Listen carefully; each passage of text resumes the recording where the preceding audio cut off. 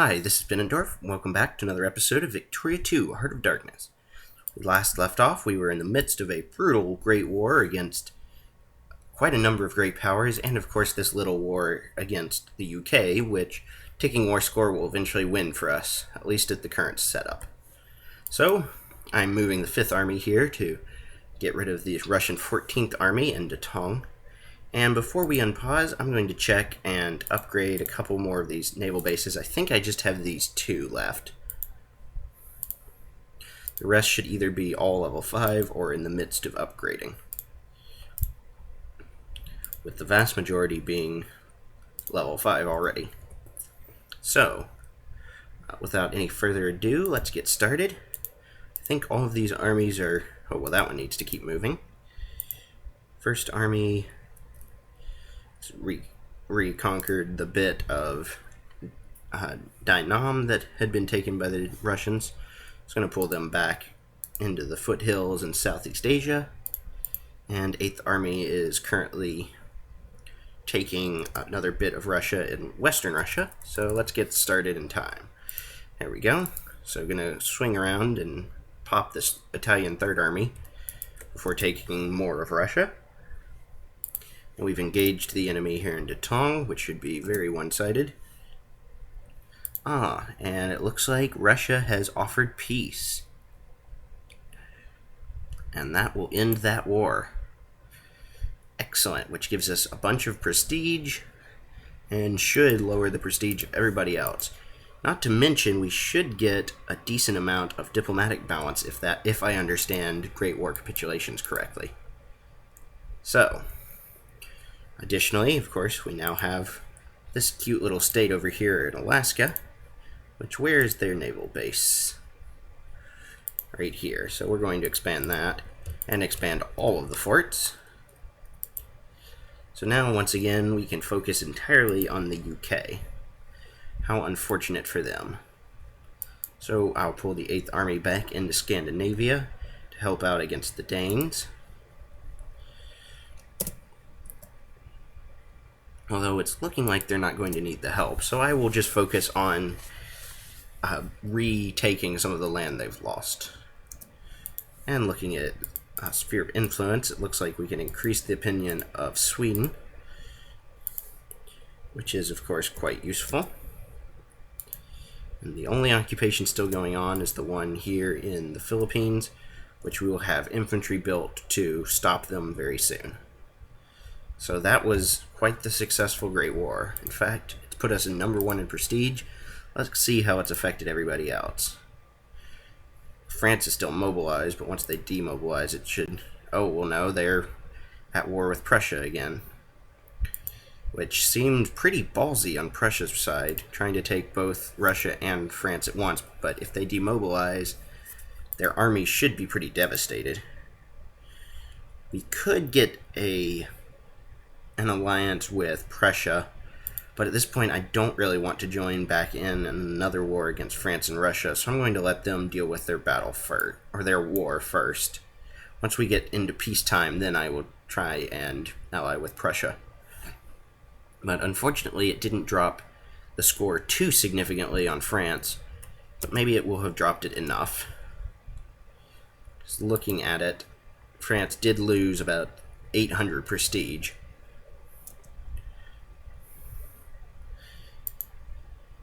And that fleet's done. Oh no, it just joined the first fleet in Matsui. So we're going to need to upgrade our navy to be ready for next time. That indirect artillery fire just finished, so we are now completely modern in army techs, as well as the meaningful navy techs. So which ones to choose next? Management strategy would be valuable, as would market regulations. But I'm thinking some of these in culture might be the way to go right now. So I'm going to go with revolution and counter-revolution, give us another national focus, which will turn around and allow us to hopefully be able to speed up our industrialization process. I'm going to be #1 in all points before the end of this game. And that shouldn't be too hard. considering we just took on 3 great powers and are continuing to beat another one. Oof, although it does look like the UK is trying to take some of Alaska from us, but the ticking war score will still win it eventually. And the USA is not willing to come in and fight for us.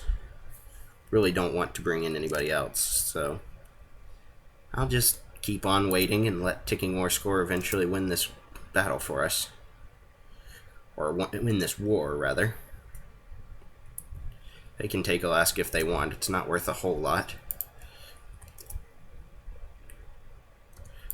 Oh, there's the 9th Army, which is finished here in the Philippines. I'm going to give it probably another month so that its organization will increase enough that it should be able to beat the rebels, but it shouldn't have any. They should not have any problem beating them. And another bit of Alaska's being occupied, no big deal. Mechanized mining showed up in another state, which is a pretty big deal. And there we go. So I'm going to go ahead and disband that unit. And the 8th Army got stuck in the Baltics. Here we go. Now back over to Scandinavia. I'll take some more of, or this bit of Norway that the UK owns, as well as taking back everything Denmark's taken. And hopefully the UK will be willing to capitulate. The US backed the Ottomans, and so no one took up the other side in the crisis. Just freed another bit of land.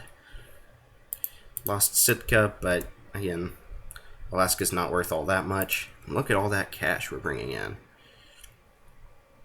Plus all of those factories being built. Everything's being upgraded as fast as possible. Well, except for these two, so I'm going to upgrade those in southern Zahili. But it's making money hand over fist. And our industrialization is growing extremely quickly. Another corps and a tractor in another state. Both useful events. 8th Army has completed another occupation, so I'm going to take Bergen and Kristianand, and then probably send this army back on over to East Asia. Let Sweden take care of itself for a while. Oof, we are making so much cash right now. I really do need to lower taxes. So I'm going to lower them on everybody by 10%. And actually lower it down to 20% and 10% for, well, no, I'll leave them at 20 and 20 for the moment, for middle and rich. That's still very low taxes, and it's only a little in the red, which we don't really have to worry about. UK is trying to take back Singapore, which is a decidedly poor decision on their part, because I am going to bring the 1st Army and take it back, plus destroy the 47,000 British troops dumb enough to try and contest it. We're also occupying Bergen over in Scandinavia. More of Alaska's being occupied, but once again, don't really care. The one issue would be that holding Alaska might turn the US against us at some point, but they would be crazy to try and fight us. And it's not changing our relations with them at this point, so I shall not worry about it. Being at this war, the UK surely will capitulate. They already will. And there we go. We are once again back at peace, which means I will drop the taxes on the rich and still be in the green. Oh, silly Navy. Oh, they were forced out because the war ended. It's okay. 2B broke out in one of our states. That sucks, but there's nothing we can do about it. Now let's move all of these armies back to where they should be. Back in Manchuria, holding the line against a potential Chinese attack. And if China gets kicked back out of great power status, I might release Brunei and or even the Philippines, maybe both, since neither of them are super valuable compared to taking another state from China at least, and take another state from China. Additional industrialization and all of that will be plenty reward for attacking our friends, if you could even call them that, in China. Our neighbors, I suppose, would be the best way to call it. Alright. The 8th Army's back, so I'm going to take this transport fleet and drop them back off. Drop the 8th Army back off in eastern China. And move the 1st Army back up toward Southeast Asia to be ready to defend against any Chinese offensive there. And actually, since the 8th Army is already over here, I'll actually just move them to Suez. Let my infantry tick off a little bit, and maybe take a bit of land down here that could turn into oil country. Perhaps, anyways. I'll at least leave them there to open the possibility, although when I think about it, it's probably more worthwhile to use that infantry to take a Chinese state. And also I'm going to expand the naval base in Sinai and expand forts all across it, just in case the Ottomans try anything. Precious metal output just increased, which should lead to a little bit of an increase in income, which it is. And another election event. So let's see, we need to upgrade, we need to add at least 1 tank. Before we do that, let's see, 2 siege. Alright, so for future armies, I'll just use 1 engineer and probably 3 armor. But for the moment, 1 armor will have to do. Yeah, and I'll drop probably 1 of the infantry. But for now, I'm just going to add 1 armor to each of these armies. So 1, 2, 3, 4, 5, 6, 7, 8 armor. And we can do 4 over here. So 1, 2, 3, and 4. 2 up in Korea. Actually, I guess 5 here in China, since we will... No, never mind. That was the 4. What am I thinking? Anyways, 1 on the home islands. And 1 here in Southeast Asia. And then the last one I can build here in Suez, so I will do that. After all, I'm going to put the 8th Army here in Sinai, at least for the moment. Revolution and counter-revolution finished, so you can just add a encourage clerks national focus in our next largest state. And I'm going to move the one from Kyushu to Kanto for encourage clerks. As well as... No, this one in Shandong is still making progress, just very slowly. And right now we have lots in... I'm going to, because we're still currently trying to build up some more factories in southern Zahili, I'm going to switch this over to capitalists, at least for the moment. Building up a few capitalists will increase that output of all the factories and will be worthwhile in the long run. Alright, what to choose next? Mass politics is not really that useful. Social science would be, or I'm going to go with psychoanalysis and then behaviorism. Radios are quite effective, and the extra education efficiency from mass advertising will be nice. Plus, of course, reinforcement speed and regimental experience are both useful in wars, and I have a feeling we're going to be fighting quite a few wars before the end of this game. The rest of the world will not just go easily and allow us to do what we wish. However, we are widening our gap against France and are far and away outside of anybody else. France will probably win this war against Prussia, but once they demobilize, they will be greatly... Their the value of their army may go down very significantly. I'm going to choose interventionalism for this, for the election event. The Liberals will probably win, and I will probably switch over back to the Conservative anyways, because I really like having interventionalism at the moment. Another event with the same choice. Let's take a gander over here. Romania, the Sweden is not in our sphere at the moment, but we should be able to get it back very soon, because nobody else is capable of putting anything in it, I believe, because of all these truces. Portugal probably won't ever actually take, but we're keeping Russia out of Romania, again, because of the truces. They are at a very weak point at the moment and can't put any influence into Romania. A tractor in another state.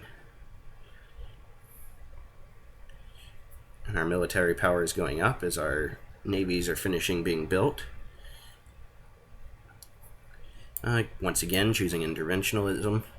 These have been pretty useful so far, the events. I saw some troop movement, but it doesn't look like it's because China is at war or anything. They're just moving troops. And the upper house rearranges a little bit. Welcome to 1910. We've now got 26 years left.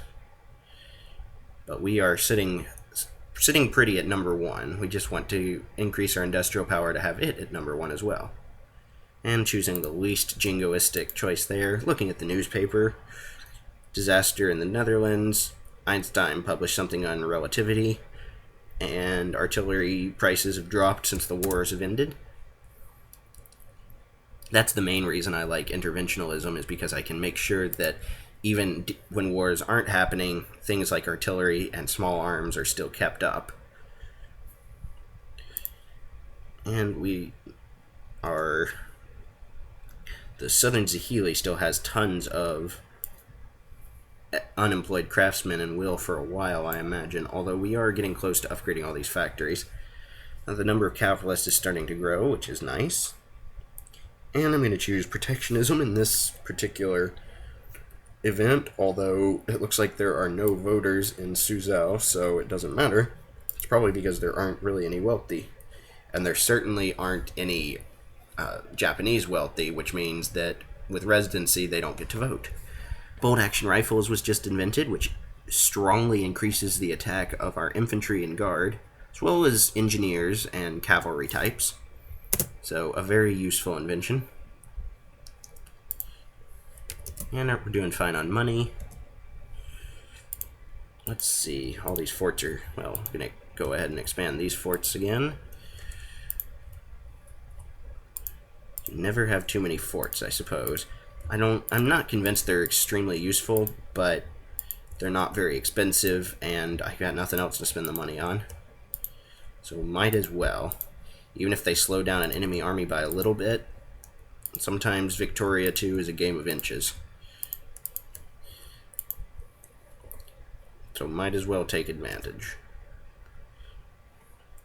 And again, going to choose protectionism in this election event. Seoul is now electrified, which is nice because it's a pretty big industrial state. Or the Seoul area in general is a pretty big industrial state. So yes, these are all state events, or state modifiers, not just province. And disloyal regiments, so those lazy natives still not learning to adapt. Going to choose protectionism on this election event again. Looks like the US is starting to try and get Egypt out. I'm going to actually lower my influence. If they want to kick Egypt out of my sphere, they are more than welcome to. It just means that I'll be able to perhaps take another small chunk of Egypt for lower infamy, and it'll all be a little bit, and I'm not gaining that much from Egypt. I don't think we're importing very much cotton, and that's about the only thing that Egypt has in any meaningful amount. And I'm moving these armor to join up with some of these armies. Eventually, I will add another unit of airplanes to each of these armies, which will raise our recon level, while also helping the recon efficiency stay higher. And with 1 airplane's all I'd really want, because I imagine hussars, or at least dragoons, are probably more effective fighting than airplanes are, at least until very close to the end of the game. And that armor finished as well. So our armies are now extremely modern. Oof. Anarchic bomb throwers, which are a type of crime that can show up in provinces, have now appeared. And state administration efficiency is both from tech and from bureaucrats. I probably should focus on a couple of those very cheap at this point administration efficiency techs to raise that, lower the chances of crime, which crimes like Rotten Borough can affect votes, or spoil system affects also votes. There are some, though, that will decrease efficiency and output and all that. And our armies are now a little bit faster. Excellent. Not going to go with pacifism, most certainly not. We are not a pacifist country, as you can tell from our massive empire, and that has been created by blood. And another newspaper. Smokers are rejoicing because the zipper was invented. I assume that means the Zippo lighter? I'm not sure, though. And a crossword puzzle has been invented. Plus, the USA is afraid of us, though I'm not sure why. We're friends with them. We have no reason to attack them. The election's finished. Liberals win. So conservatives are going to be put right back into power. With the subsidies being recreated as well, of course. Being re-added as well. And looking at this, we have a nice 25% bonus from... Wow, we could have as much as a 50% bonus if we have machine parts in Southern Zahili too. That's great. 15% coming for tanks in production. And I'm going to expand the electric gear factory again. They're very valuable. Combining all these armies. Going to move the newly created tanks on to join the armies that they were created to join. And our first fleet has been completed, so I'm going to move it over to the Korean Bay and build another fleet. So I'm going to build 5 of those. No cruisers. 1, 2, 3, 4, 5, 6, 7, 8, 9, 10 cruisers.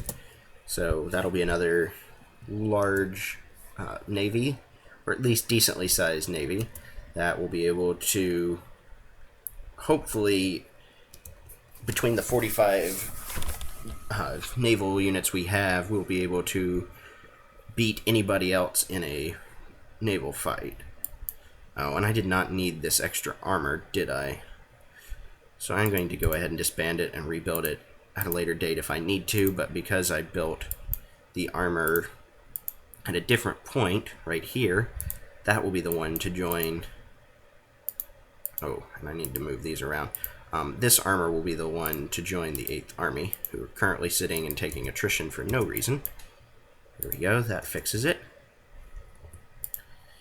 And the Home Liberation Front. Join up there. Or Homeland Protection Front, excuse me. First Army has been reinforced. And there we go. So they are all ready. One more upgrade will just be to give them each each a unit of airplanes once those are invented. And I should probably upgrade the 7th Army here in Africa, which I'm going to even rename into the Africa Corps, after the very successful unit led by Rommel. Well, fairly successful. I, of course, don't support his government's policies, but he was a pretty good general. But anyways, Africa Corps should probably be upgraded at some point. And if Egypt gets kicked out of my sphere, I'll leave the 8th Army here just in case. So that might be worth just sweeping through and taking maybe Middle Egypt. I don't think I can take Lower Egypt, unfortunately. But Middle Egypt has some value to it. Well, not much. So, never mind. We're going to send send this unit back over to China where it can do the most good. Or the most bad to our enemies, I suppose. It's all about the point of view. I'm going to choose to feed the local poor rather than stockpile some fish. I don't really care to stockpile fish. Let's look at the news. Radios are killing culture. We haven't even invented them yet, but someone apparently has. And Greeks have now invented steamers. Welcome to the 1850s, guys. Psychoanalysis finished, so I am going to choose behaviorism next so that we will have radios. At least eventually, but that will take us almost a whole year. Fortunately, the literacy hits have slowed down our technology gain quite a bit, but we're also 4 years out from having any of the next level of things available, which aeronautics are available in 1914. Ooh, most of these aren't until 1919, so we've still got some time. We won't ever get all of these techs in culture or commerce, but the important ones, industry, navy, and army, will be getting and keep up to date so that we will keep all of the threats to our power far and away behind us. Like France is 700 points behind us now. It does not look like we are going to be slowing down anytime soon. And another citizen guard is another one of those crimes that show up in provinces, but lower war exhaustion is always nice. Not that it will probably make much of a difference. Looking at the newspaper, a few more of these little flavor events, including editorial about feminism and how it will destroy Western civilization. I feel like those editorials show up every time something new happens and how it will destroy Western civilization. Automobiles prices are rising, which is great because we're producing a ton of automobiles, and our income has dropped pretty significantly. Although all those war indemnities are great, but I'm going to raise taxes on everybody by 1 or by 10%. It's probably due to the tanks that our income has dropped so much, tanks and dreadnoughts. And we are having a problem getting all this artillery, apparently. That is a little odd. It'll take care of itself sooner or later. Colonial archaeology. Gonna go with the one with more prestige. Gotta keep our score getting as high as possible. Increase it by as much as possible whenever possible. I should say possible more, if possible. And we can increase the opinion of Portugal. So we're going to do that. They're now friendly with us.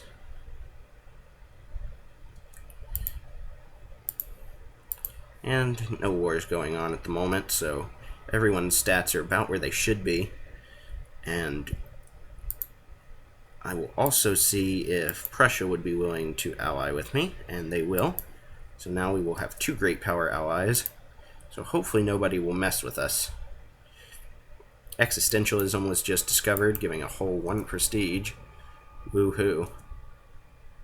And there was another attempt of freedom in Hawaii, but that's why we've kept those 6,000 troops there. The 8th Army has finally come back to mainland China, and will of course be ready to prosecute a war as necessary. So I'm going to move the transport fleet back home once and for all, to wait there until it's needed once more. And then, yeah, just waiting for infamy to tick off a little further before I try and go back to war with China, who are currently at 9th, but not yet dropped out of great power position. And our truce has expired with them. So I might even just throw caution to the wind and take the infamy, because our military power is so much greater than everyone else's. But it isn't quite twice of the next highest, so I probably shouldn't do that. And it just dropped kind of significantly. I'm not really sure why. I think it was at 900. But regardless of the reason. If there even is a reason. Ooh, and now we're making tons of money again. Probably...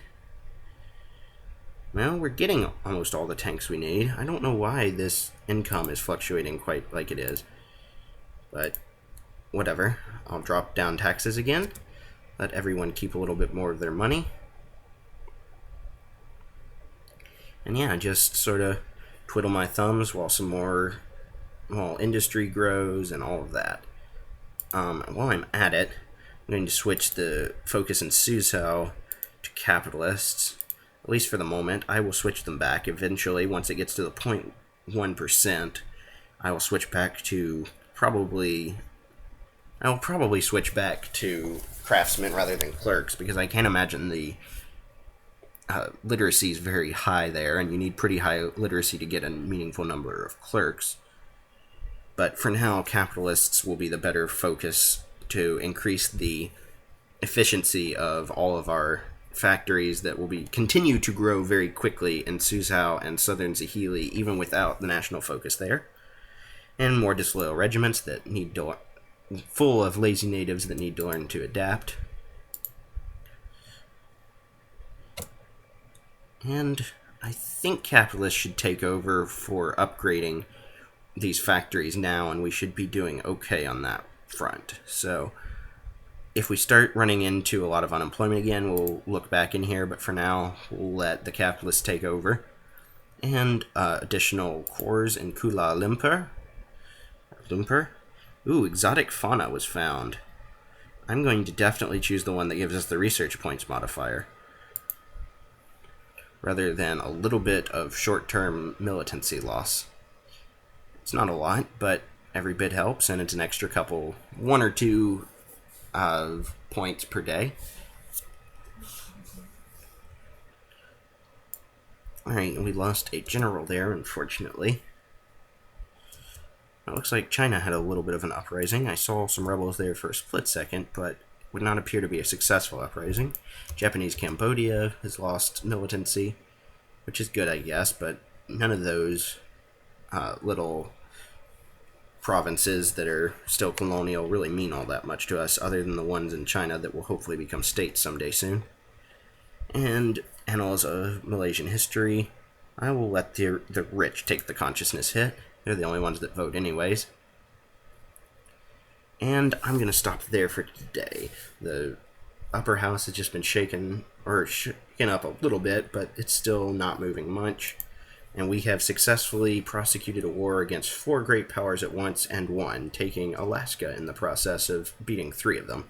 We're securely in first place, and so should have no problems staying there for the next 25 years. So thanks for watching, and check back soon for more Victoria 2 Heart of Darkness.